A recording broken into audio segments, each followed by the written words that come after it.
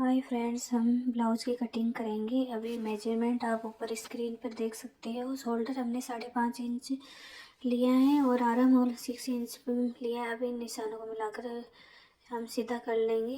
5.5 inch और 6 inch का निशानों को मिलाकर सीधा कर लेंगे। 1.5 इंच पे हम आर्म होल की गोलाई देंगे। अभी हमारा चेस्ट 34 है। 34 का फोर्थ पार्ट 8 इंच और 2 इंच सिलाई मार्जिन के लिए रखा और नीचे से कमर निशान लगा के अब गले की लेंथ लेंगे 10.5 इंच, चौड़ाई लेंगे हम 2.5 इंच। अब इन निशानों को मिलाकर सीधा कर लेंगे।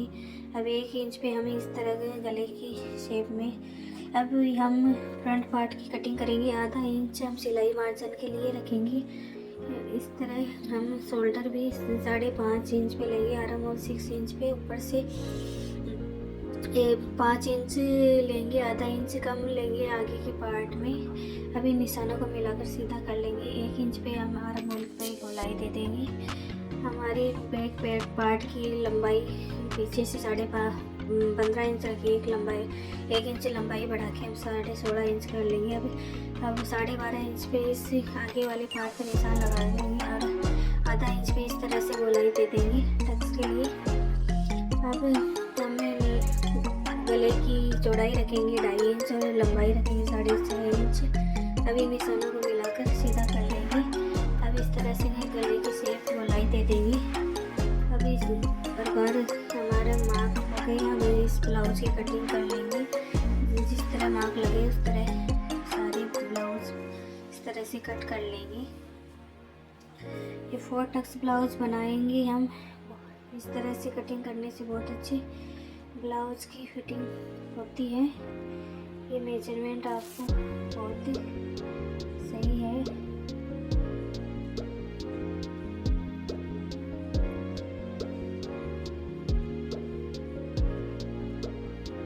अब हम स्लीव्स की कटिंग करेंगे। स्लीव्स हमने 6 इंच पे निशान लगाया है। इस निशानों को सीधा कर लेंगे। 3 इंच हम नीचे से निशान लगा लेंगे। अब स्लीव्स की हम गहराई देंगे। इस तरह से स्लीव्स का शेप कर लेंगे और हमारे स्लीव्स की चौड़ाई है 10.5 इंच और 1.5 इंच हम सिलाई मार्जिन का रख के इस तरह से स्लीव्स की कटिंग कर लेंगे। बराबर में कट लगा लेंगे। ऊपर से 1 इंच मिला के इस तरह से आर्म होल की गहराई दे देंगे। ये गहराई देने का बहुत अच्छा फार्मूला होता है। मेन फैब्रिक को इस अस्तर वाले फैब्रिक को रखकर हम कटिंग कर लेंगे।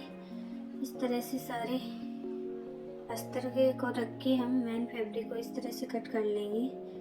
सारे पार्ट को इस तरह से सारे पार्ट कट करते जाएंगे। स्लीव्स भी हम इस तरह से कट कर लेंगे। साड़ी का ब्लाउज है। हमने साड़ी का अस्तर वाला ब्लाउज बनाया है। अब हम ये फ्रंट पार्ट की कटिंग कर लेंगे। इस तरह से फ्रंट पार्ट को रख के हम इस कटिंग कर लेंगे।